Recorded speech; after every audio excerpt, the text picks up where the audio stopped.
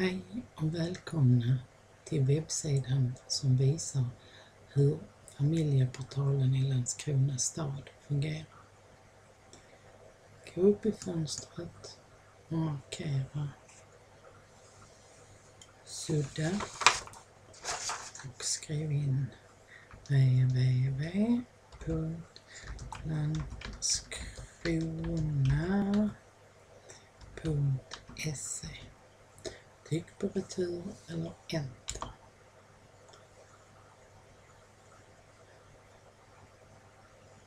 Då kommer vi till Landskrona stads hemsida.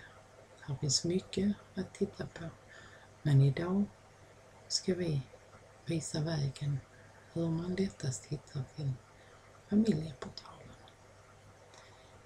I vänster sida under invånare står det barn och utbildning.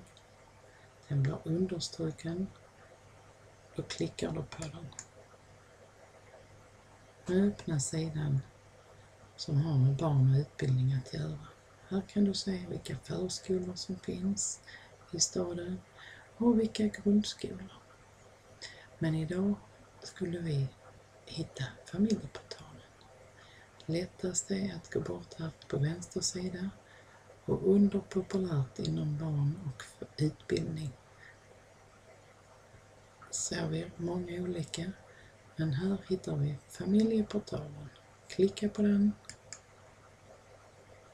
och nu öppnar sig sidan som vi ska arbeta med framöver.